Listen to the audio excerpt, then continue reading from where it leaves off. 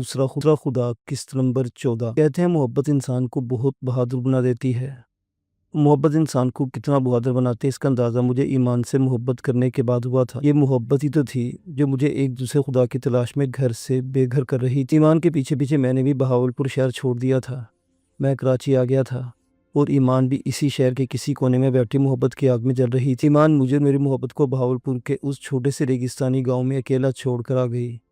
میری اور ایمان کی اس چھوٹی سی محبت کی مخالفت پورے گاؤں نے کی تھی، لیکن یہ ہماری محبت کی طاقت تھی کہ پورے گاؤں کو ہماری اس محبت کا یقین ہو گیا تھا اور میرا پورا گاؤں ایمان کو مجھ سے ملانے کی کوشش کرنے لگا۔ ہماری اس محبت کے راستے میں آنے والی ہر رکاوٹ دور ہو گئی تھی، لیکن جب محبوب اس ساتھ چلنے سے انکار کر دے تو میری اس محبت میں شہزادہ گلی کے اس لامتناہی سمندر کو کراس کر کے شہزادی کو لے جانے کے لیے آ گیا تھا۔ سب کچھ ٹھیک ٹھاک ہوتے ہوئے صرف ایک ایمان کے انکار نے مجھے آسمان سے زمین پر دے مارا تھا۔ 30,000 میں گجرات سے بک کر ہمارے گاؤں آنے والی اس معصوم سی ایمان کے پاؤں میں میرے باپ نے سر رکھ دیا تھا۔ پورے گاؤں کی پنچایت کے سامنے میرے باپ نے ایمان کے پاؤں پکڑ لیے تھے، لیکن اس معصوم دل والی لڑکی ایمان کا دل زمانے کی ٹھوکروں نے پتھر سے زیادہ سخت کر دیا تھا۔ وہ ہمارے گاؤں کو چھوڑ کر کراچی چلی گئی تھی۔ ایمان کو امریکہ بہت اچھا لگتا تھا۔ راضی، تم امریکہ چلے جانا، غربت اور ذلت کی اس زندگی سے باہر نکلنے کی کوشش کرو۔ میں اپنی اس محبت کی قربانی تمہارے بہتر مستقبل کی خاطر دے رہی ہوں۔ ایمان مجھے چھوڑ گئی، لیکن میں ایمان کے اس خواب کو پورا کرنے کے لیے گھر سے نکل آیا تھا۔ دل میں ایک امید تھی، اگر امریکہ پہنچ گیا تو ایمان بھی مل جائے گی۔ ایمان مجھے اور میرے باپ دونوں کو معاف کر دے گی۔ راضی، جتنی محبت میں تم سے کرتی ہوں اس کا اندازہ لگانا ناممکن ہے۔ وہ مجھ سے اتنی ہی شدید محبت کرتی تھی، اور اگر میں امریکہ پہنچ جاتا تو وہ سب کچھ چھوڑ چھاڑ کر ایک بار پھر میری محبت کو قبول کر لیتی۔ میں ایمان کو پانے کے لیے ایک بار امریکہ جانا چاہتا تھا۔ میری جیب میں اس وقت صرف 200 روپے تھے اور کراچی جیسے بڑے شہر میں کوئی ایک بھی جاننے والا نہیں تھا۔ میں 2-3 گھنٹے تک یوں ہی بے مقصد گھومتا رہا۔ عصر کی اذان کی آواز میرے کانوں میں پڑی تو میں خاموشی سے مسجد کی طرف چل پڑا۔ اذان ختم کر کے مؤذن مسجد کے کونے میں جا کر سنتیں ادا کرنے لگ گیا اور میں مسجد میں ایک طرف لگی ٹوٹیوں کے پاس جا کر بیٹھ گیا۔ انجان شہر کی اس انجان سی مسجد میں نہ جانے کیوں کچھ سکون سا مل رہا تھا۔ شاید خدا کو میری اس حالت زار پر رحم آ رہا تھا۔ میں تھوڑی دیر تک ایسے ہی بیٹھا رہا، اس کے بعد وضو کیا اور پانی سے ہی پیٹ بھرنے لگا۔ میرے پاس صرف 200 روپے تھے اور ابھی تک کوئی کام چلنے کے آثار بھی نہیں تھے، اس لیے میں پیسے کسی مشکل وقت کے لیے بچا کر رکھنا چاہتا تھا۔ میں وضو کر کے مسجد کے اندر جا کر بیٹھ گیا۔ تھوڑی دیر بعد نمازی ایک ایک کر کے آنے لگے۔ اگلے 15 منٹ تک مسجد کے اندر 20-25 نمازی ہو گئے تھے۔ جماعت کا ٹائم ہوا تو امام صاحب نے جماعت کروائی اور دعا کے بعد سب لوگ واپس اپنے گھروں کو چلے گئے۔ میرے علاوہ 1-2 آدمی ہی مسجد میں رہ گئے تھے۔ چونکہ میں باہر گھومتے گھومتے تھک گیا تھا، اس لیے اس مسجد کے کونے میں جا کر بیٹھ گیا۔ دیوار کے ساتھ ٹیک لگا کر میں نے آنکھیں بند کر لی۔ میرا ذہن ایمان کے معصوم کہکوں سے گونج رہا تھا۔ ایمان کی میٹھی میٹھی ہنسی مجھے ڈوری کی طرح محسوس ہونے لگی اور میں ایسے ہی بیٹھے بیٹھے سو گیا۔ مغرب کی اذان کی آواز نے مجھے نیند سے بیدار کیا۔ امام مسجد بہت اچھا آدمی تھا۔ میرے چہرے پر پھیلی ہوئی بے شمار لکیروں نے اسے میرا مسافر ہونے کا بتا دیا تھا اور اس نے مجھے اٹھانا مناسب نہ سمجھا۔ اذان کی آواز سن کر میں خود ہی جاگ گیا اور جلدی جلدی وضو کر کے نماز میں شامل ہو گیا۔ نماز ختم کر کے میں اٹھ کھڑا ہوا۔ میں نے بہت آرام کر لیا تھا، اب باہر نکل کر رات گزارنے کے لیے انتظام کرنے لگا۔ آج دن کو گھومتے گھومتے میں نے پرائمری اسکول کی دیوار کے ساتھ برگد کا ایک بڑا سا پیڑ دیکھ لیا تھا۔ میں رات کو اسی درخت کے نیچے سو سکتا تھا۔ وہ بالکل ایک الگ تھلگ کونا تھا اور رات کو ادھر لوگوں کی آمد بھی بالکل نہیں ہوتی تھی۔ رات نکل جاتی تو صبح پھر سے کام کرنے کی تلاش میں نکل جاتا۔ مسجد سے باہر نکل کر میں نے جوتے پہنے اور ایک بار پھر کراچی کی گلیوں میں گھومنے لگا۔ رات کو اس وقت دکانیں اور ریستوران ہی کھلے ہوئے تھے۔ میں راستے میں آنے والی ہر دکان، ہر ریستوران سے کام پوچھ رہا تھا۔ یہ 2006 کا زمانہ تھا۔ اس وقت کراچی میں کام آسانی سے مل جاتا تھا۔ چونکہ میں کراچی میں نیا تھا اس لیے مجھے یہاں پر کوئی نہیں جانتا تھا۔ ملک میں نئی نئی دہشت گردی کی لہر آئی تھی اور کوئی بھی نئے لڑکے پر اعتبار نہیں کرتا تھا۔ یہی وجہ تھی کہ مجھے ہر جگہ سے انکار ہی سننے کو مل رہا تھا۔ میں مسکرا کر ان کے چہرے کی طرف دیکھتا اور اگلی دکان کی طرف چل پڑتا۔ ابھی تو عشق کی راہوں میں فنا ہونے کا آغاز ہو رہا تھا۔ جتنا گہرا ہوتا ہے اتنے بڑے خواب ہوتے ہیں۔ ایمان جیسے محبوب کے لیے تو میں دنیا کی ہر آسائش بھی ٹھکرا دیتا۔ یہ تو پھر دنیا کا ایک چھوٹا سا امتحان تھا۔ عشاء کی نماز میں نے اسی مسجد میں جا کر ادا کی اور اگلے 2 گھنٹے مزید کام کی تلاش کر کے واپس اسی برگد کے پیڑ کے پاس چلا گیا۔ میں نے درخت کے نیچے ایک طرف ٹہنی کی مدد سے جگہ صاف کی اور ننگے فرش پر سر کے بازو نیچے رکھ کر لیٹ گیا۔ میں نے کل شام کو گاؤں سے چلتے وقت کھانا کھایا تھا۔ پوری رات سفر کر کے میں نے آج دن کو کراچی پہنچا تھا۔ بہاولپور سے لے کر ابھی تک پچھلے 27-28 گھنٹوں میں خالی پیٹ بھاگ رہا تھا۔ محبت اتنی آسانی سے کہاں ملتی ہے، اور جو آسانی سے مل جائے وہ محبت نہیں ہوتی۔ میں نے اپنی آنکھیں بند کی تو ایمان چپکے سے میرے خیالوں میں چلی آئی۔ ایمان، میں نے ہاتھ بڑھا کر اس کے نرم گالوں پر رکھ دیا۔ ایمان، تم تو نصیب والی تھی کہ تجھے 30,000 میں خریدا گیا تھا، لیکن تیرا یہ راضی تو مفت میں بک رہا ہے۔ لیکن پھر بھی اس راضی کی قسمت میں بکنا ہی لکھا۔ تیری اس محبت نے راضی کو اتنا بے مول کر دیا کہ آج کوئی مفت بھی نہیں خرید رہا۔ ایمان نے میرے بالوں کو آہستگی سے سہلایا اور میری آنکھوں سے اوجھل ہو گئی۔ اگلے 3 دن تک میں نے اسٹیشن کے آس پاس کی ساری کالونیوں میں کام کا پتہ کیا، لیکن پھر بھی کام نہیں مل سکا۔ برگد کے درخت کے نیچے سوتے سوتے مٹی سے میرے کپڑے زیادہ گندے ہو گئے تو میں نے مسجد میں جانا بند کر دیا، کیونکہ کپڑوں سے بدبو آنے لگی تھی اور میں باقی نمازیوں کی نماز خراب نہیں کرنا چاہتا تھا۔ ایک بار پولیس والے شک کی بنیاد پر پکڑ کر لے گئے۔ کچھ گھنٹوں کے لیے تھانے میں بند رکھا، تھوڑا تشدد کیا اور پھر میری جیب میں موجود 200 روپے نکال کر مجھے تھانے سے باہر پھینک دیا۔ میں تھانے اور پولیس کی مار کی ذلت برداشت کر سکتا تھا، لیکن 200 روپے کا نقصان بہت بڑا تھا۔ میں تھانے سے باہر نکل کر اسی تھانے کی بیرونی دیوار کے ساتھ بیٹھ گیا۔ تھانیدار شام کی ڈیوٹی سے فارغ ہو کر گھر جانے کے لیے باہر نکلا تو اس کی نظر مجھ پر پڑ گئی اور اس نے مجھے اشارے سے اپنی طرف بلایا۔ میں خاموشی سے اٹھ کر اس کے پاس جا کھڑا ہوا۔ مٹی سے اٹے ہوئے کپڑے، پولیس والوں کے تھپڑوں اور گھونسوں کی وجہ سے میرے چہرے اور جسم سے خون نکل کر میرے کپڑوں پر جم گیا تھا۔ نام کیا ہے تمہارا لڑکے، اور کہاں سے آئے ہو؟ تھانیدار نے مجھے گھورتے پوچھا۔ راضی نام ہے صاحب، بہاولپور سے کام کی تلاش میں آیا ہوں، میں نے زمین پر لکیریں بناتے ہوئے جواب دیا۔ تمہیں معلوم ہے کہ یہ پولیس تھانہ ہے جس کی دیوار کے پاس بیٹھے ہو؟ انسپیکٹر ابھی تک مجھے گھور رہا تھا، شاید وہ تھپڑ مارنا چاہتا تھا، لیکن میرے گندے کپڑوں اور حملے کی وجہ سے اپنے ہاتھ گندے نہیں کرنا چاہتا تھا۔ صاحب، میرے 200 روپے آپ کے پولیس والوں نے چھین لیے ہیں، غریب آدمی ہوں، کام بھی نہیں ہے، ان 200 روپے کے علاوہ کچھ بھی نہیں ہے، آپ مہربانی کر کے میرے پیسے واپس دلا دو، میں نے مدد طلب لہجے میں کہا۔ چٹاخ! انسپیکٹر ایک زوردار تھپڑ میرے چہرے پر رسید کیا تو میں دھڑام سے زمین پر گر گیا۔ میرا ایک ہونٹ پھٹ گیا اور اس سے خون رس رس کر زمین پر گرنے لگا۔ ابھی 2 منٹ کے اندر اندر اپنی شکل گم کرو، اگر اس تھانے کے آس پاس بھی نظر آئے تو بیٹا ایسا کیس لگاؤں گا کہ ساری زندگی سورج کی شکل دیکھنے کو بھی ترس جاؤ گے۔ 200 روپے کو رو رہے ہو، 2 لاکھ بھی لگا دو گے پھر بھی جان نہیں چھوٹے گی۔ اب ادھر سے کلٹی مارو اور دوبارہ ادھر نظر مت آنا۔ انسپیکٹر نے ایک اور تھپڑ مار دیا، لیکن چونکہ اب میں سنبھل گیا تھا اس لیے زمین پر گرنے سے بچ گیا۔ میری آنکھوں سے آنسو نکل آئے تھے۔ صاحب، اس پستول میں گولیاں ہیں، میں نے انسپیکٹر کے پستول کی طرف اشارہ کرتے ہوئے کہا تو اس نے پستول کو ہولڈر سے نکال کر ہاتھ میں پکڑا اور اس بات میں سر ہلا دیا۔ سر، اس پستول کو میرے ماتھے پر رکھ کر چلا دو، مر جاؤں گا لیکن اپنے پیسوں کے بغیر نہیں جاؤں گا، غریب آدمی ہوں، مہربانی کرو یا مار دو، موت سے نہیں ڈرتا۔ میں نے اپنے ماتھے پر انگلی رکھتے ہوئے کہا تو وہ حیرانگی سے مجھے گھورنے لگا۔ رحیم، یہ لڑکا کل صبح مجھے ادھر نظر نہیں آنا چاہیے، انسپیکٹر نے کانسٹیبل کو کہا اور گاڑی میں بیٹھ کر چلا گیا۔ ہاں بیٹا، کیا پروگرام ہے، ادھر سے جاتے ہو یا ہماری مہمان نوازی کا مزہ لینا ہے؟ کانسٹیبل نے مجھے گربان سے پکڑتے ہوئے کہا۔ سر، غریب آدمی ہوں، ان 200 روپے کے علاوہ میرے پاس کچھ بھی نہیں جس سے میرے پیسے واپس چاہیے، میں نے اپنے ہاتھوں کو جوڑتے ہوئے کہا، لیکن میری اس التجا کا اس پر کوئی اثر نہیں ہوا۔ شاید پولیس کے محکمے میں رہ رہ کر وہ لوگ بے حس ہو گئے تھے۔ وہ مجھے گھسیٹ اندر تھانے میں لے گیا اور لے جا کر لاک اپ میں بند کر دیا۔ آدھے گھنٹے کے اندر اندر لاک اپ کے اندر 2 لمبے ترنگے پولیس والے گھس آئے۔ انہوں نے میری قمیض اتروائی اور میرے ہاتھوں میں ہتھکڑی ڈال کر مجھے الٹا لٹکا دیا۔ ایک پولیس والے نے میری ٹانگیں پکڑی اور دوسرے پولیس والے نے بیلٹ سے مجھے مارنا شروع کر دیا۔ میں نے سختی سے اپنے منہ کو بند کر لیا۔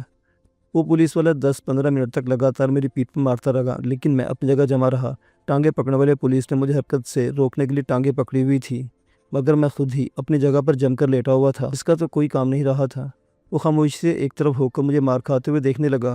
بس کرو یار، اس پر تو کوئی اثر نہیں ہو رہا، اگر یہ ادھر ہی مر گئے تو اپنے انسپیکٹر صاحب ہم پر انکوائری سے نہیں بچائیں گے۔ ٹانگیں پکڑنے والے پولیس نے دوسرے کے ہاتھ سے بیلٹ لے لیا۔ دوسرا پولیس والا مارتے مارتے تھک گیا تھا، اب وہ زور زور سے ہانپ رہا تھا۔ ہاں گلو دادا، کوئی بہت ہی فراڈ بندہ معلوم ہوتا ہے، اسے میرے ہاتھ سے ہتھکڑی کھولتے ہوئے کہا۔ راضی نام ہے جی، غریب آدمی ہوں، کام کی تلاش میں کراچی آیا تھا، آپ لوگوں نے مجھ سے میرے پیسے بھی چھین لیے ہیں، میں نے قمیض پہنتے ہوئے کہا۔ وہ ایک قمیض مت پہنو، تمہاری پوری کمر خون سے تر ہے، قمیض خون سے خراب ہو جائے گی۔ گلو دادا نے مجھے قمیض پہننے سے منع کیا۔ جناب، یہ پہلے کون سی صاف ہے، کوئی فرق نہیں پڑتا، اب گندہ رہنے کی عادت ہو گئی ہے، اگر اور مارنا چاہتے تو مار لو، میں نے گلو کی طرف دیکھتے ہوئے کہا۔ نہیں، 1 منٹ ٹھہرو، میں زخم صاف کر کے کوئی کپڑا لا دیتا ہوں، کمر صاف کر کے پہن لینا۔ وہ لاک اپ سے باہر گیا۔ 5 منٹ بعد ہی وہ ایک کپڑا، اسپرٹ کی بوتل اور پانی لے کر آ گیا۔ اس نے سب سے پہلے اسپرٹ سے میرے زخموں کو دھویا، کھلے زخم پر اسپرٹ تیزاب کا کام کرتا ہے۔ میں نے ہلکی سی بھی حرکت نہ کی تو وہ حیران رہ گیا۔ راضی بیٹا، کہیں محبت کی چوٹ تو نہیں کھائے بیٹھے ہو، اس نے مجھے قمیض پکڑاتے ہوئے کہا تو میں نے خاموشی سے لے کر قمیض پہن لی۔ یار، ہمارے انسپیکٹر صاحب نے تم یہاں سے بھگانے کا کہا ہے، ہماری مجبوری کو سمجھو، ہم تم پر مزید تشدد نہیں کر سکتے، مہربانی کرو اور خاموشی سے چلے جاؤ، لگتا ہے محبت کی کوئی بہت گہری چوٹ کھائے بیٹھے ہو، چلے جاؤ یار۔ اس قدرے بوڑھے ہوتے ہوئے گلو نامی پولیس والے نے میرے ہاتھوں کو پکڑتے ہوئے کہا۔ اس کا پورا نام غلام محمد تھا، لیکن سارے تھانے والے اسے گلو ہی کہہ کر پکارتے تھے۔ چچا زندگی دھکے کھاتے ہوئے 2 کروڑ کی اس آبادی والے شہر میں کوئی بھی جاننے والا نہیں، پچھلے 4 دن سے کھانے کے ایک لقمہ بھی پیٹ کے اندر نہیں گیا، غریب آدمی ضرور ہوں لیکن مانگنے والا نہیں ہوں، 200 روپے جیب میں تھا لیکن اس سے کھانا نہیں خرید کر کھا رہا تھا، آپ اگر وہ بھی چھین لو گے تو کدھر جاؤں گا، مرنے سے ڈر نہیں لگتا، موت میرے مقدر میں خدا نے لکھی ہی نہیں، میرا 200 روپے دے دو تو میں چلا جاؤں گا۔ میری نظریں ابھی تک زمین کو گھور رہی تھی۔ چاچا گلو کچھ دیر تک میرے چہرے پر دیکھتا رہا، اس اپنی جیب سے 200 روپے نکال کر میرے ہاتھ پر رکھ دیے۔ سوری بیٹا، جو میں نے تم پر ہاتھ اٹھایا، انجانے میں غلطی ہو گئی، مجھے معاف کر دینا اور میرے دعا کرنا، وہ تمہاری دعائیں ضرور قبول کرتا ہوگا۔ چاچا میں کوئی ولی نہیں ہوں اور نہ ہی خدا میری دعائیں قبول کرتا ہے، میں نے تیرے سے کچھ مانگا تھا، صرف ایک خواہش، ایک چھوٹی سی اپنی جنت، اس نے تو وہ بھی نہیں دی۔ نہیں چاچا، وہ میری دعائیں قبول نہیں کرتا، وہ تو اس کی دعائیں بھی قبول نہیں کرتا۔ سوری چاچا۔ میں نے اس کے ہاتھ سے 200 روپے لیا اور خاموشی سے بیرونی دروازے کی طرف بڑھ گیا۔ راضی بیٹا کام کرو گے؟ تھوڑا گندا کام ہے لیکن بہرحال کام ہے، مہینے کے 5000 مل جائیں گے اور گھر اور کھانا بھی وہ لوگ دیں گے۔ گلو چاچا نے مجھے پیچھے سے آواز دی تو میں رک گیا، پیچھے پلٹ کر آ گیا۔ جی چاچا، کام تو کرنے آیا ہوں، کیسا بھی ہو کروں گا، صرف 1 مہینہ کروں گا، اس کے بعد میں نے آگے چلے جانا ہے۔ میں نے دونوں پولیس والوں کے پاس آ گیا۔ آگے کدھر جا رہے ہوں؟ کراچی سے آگے بھی کوئی شہر ہے؟ پہلے پولیس والے نے مسکراتے ہوئے کہا، جی میں امریکہ جا رہا ہوں، 5000 مل جائیں گے تو ایران تک جانے کا کرایہ بن جائے گا، آگے ایران جا کر کام کروں گا تو آگے کا زیادہ راہ بن جائے گا۔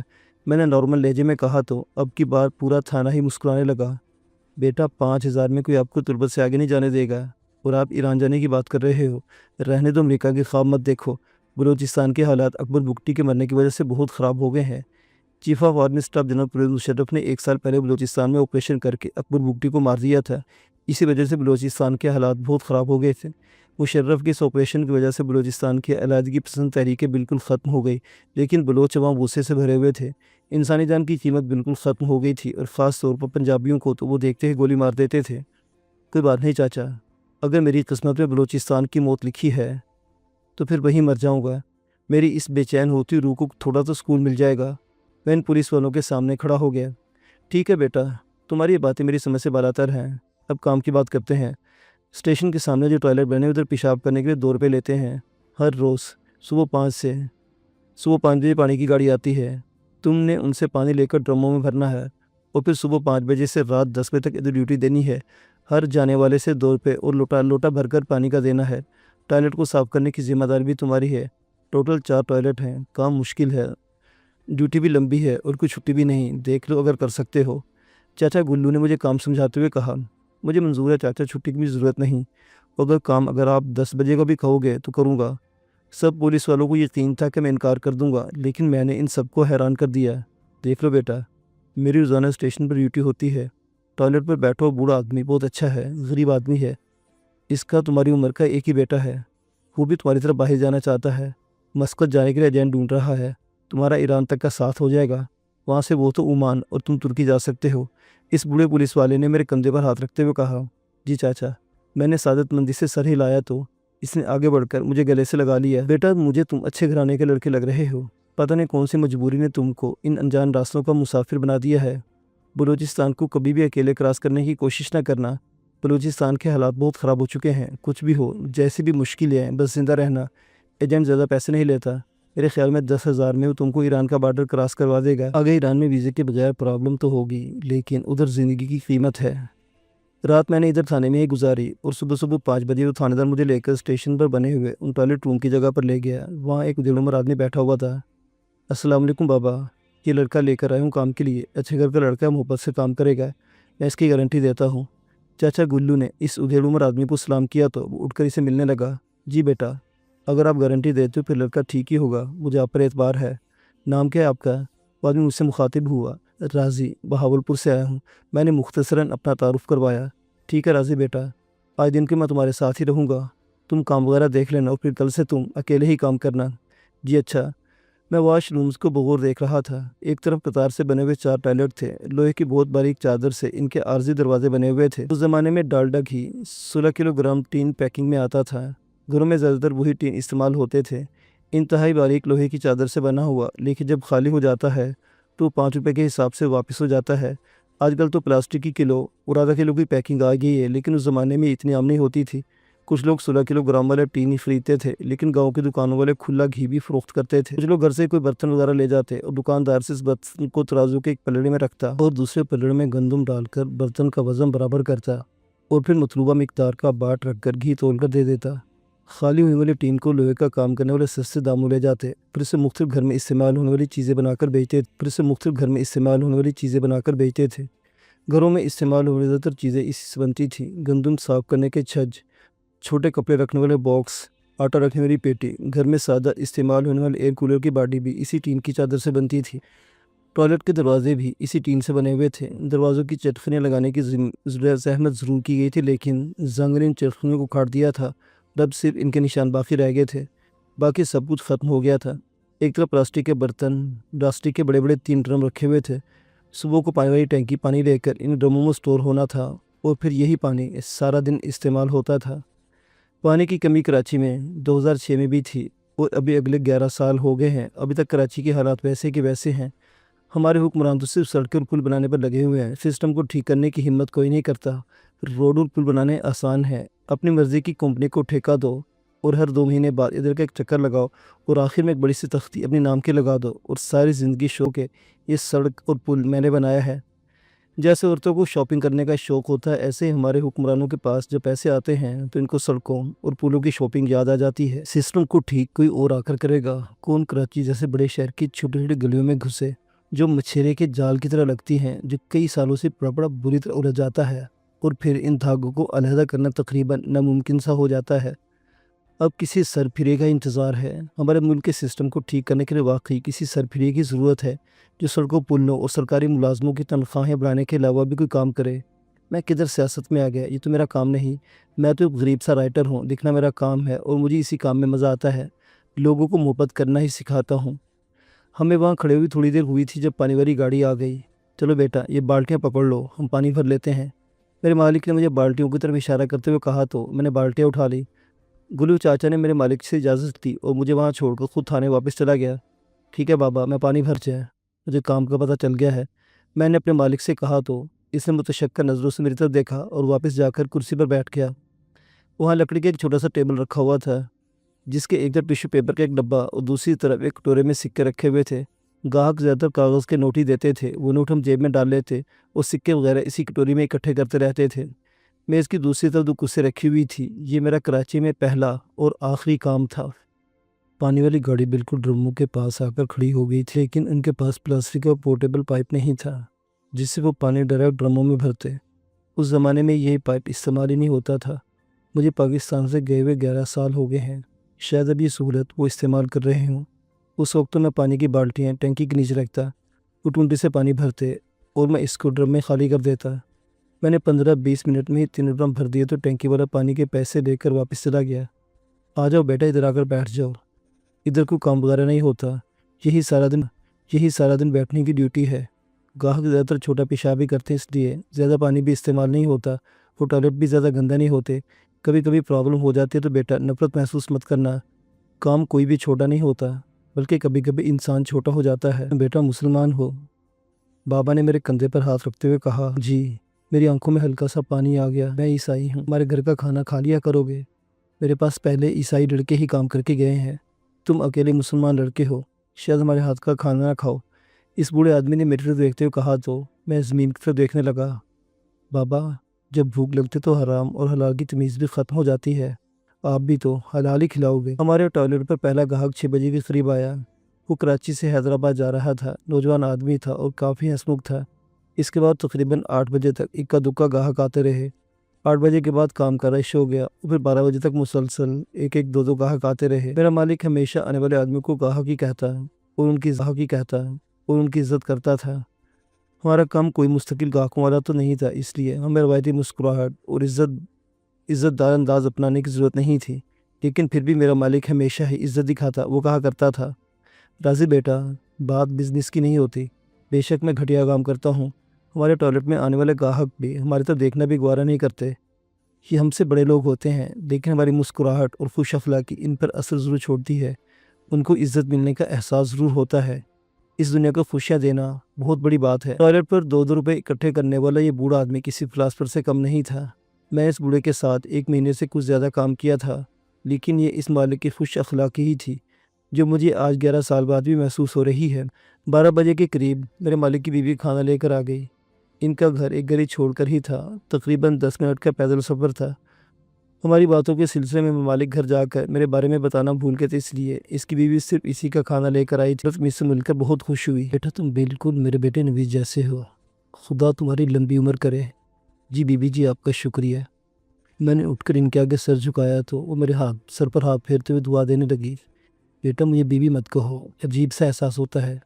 قسمت تمہارے جیسے لڑکے کو ہمارے پاس کام کرنے کے لیے لے آئی ہے، تو پھر شرمندہ مت کرو۔ خالہ یا چاچی جو مرضی کہہ لو، لیکن بیوی جی مت کہو۔ جی خالہ جی، میں نے مسکراتے ہوئے کہا تو وہ بوڑھی عورت بھی